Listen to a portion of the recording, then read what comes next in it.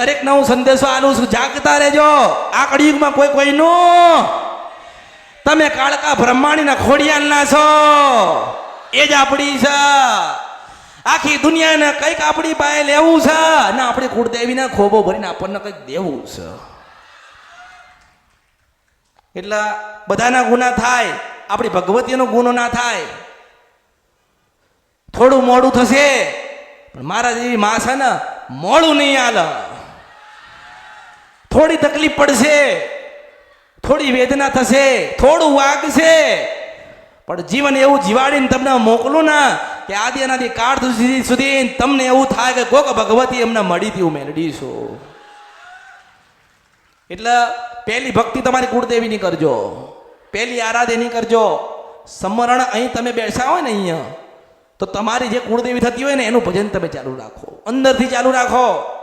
માળા ના ફેરવી શકતા તો કંઈ નહીં, પણ મનમાં તો થાય ને માં ખોડિયાલ, માં ખોડિયાલ, માં ખોડિયાલ, માં મેલડી, માં બ્રહ્માણી, માં કાળકા, માં સધી. મનમાં ભજન થાય ને. આ ગુપ્ત ભક્તિ શીખવાડું છો અને મળવા આવશે ને ત્યારે ગુપ્ત રીતે જ મળવા આવશે, મને યાદ રાખજો. તમે બરોબર ભજનમાં નીલ થઈ ગયેલા છો અને સ્વરૂપ લઈને ના આવો તો મારું નામ ભગવતી કાળકા ને મેલડી નહીં. હું રાહ જોઉં છું. ભક્તિ તો કરો છો, સેવા તો કરો છો, ભજન તો કરો છો, પણ હું રાહ જોઉં છું કે મારા પ્રત્યે કેટલો ભાવ રાખે છે. પછી જે સ્વરૂપમાં દર્શન માંગો એ સ્વરૂપમાં આપીશ.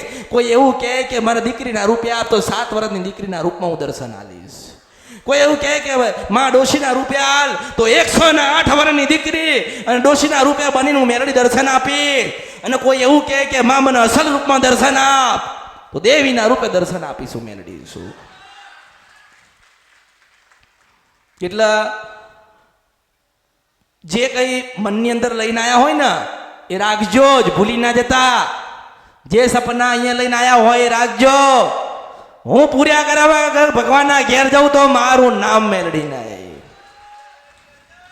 મને કઈ કહેવાની જરૂર નથી, તમારે સાંભળવાની જરૂર છે. ખાલી આટલું જ કહું છું, મને ઓળખો ને તો ઓળખાય.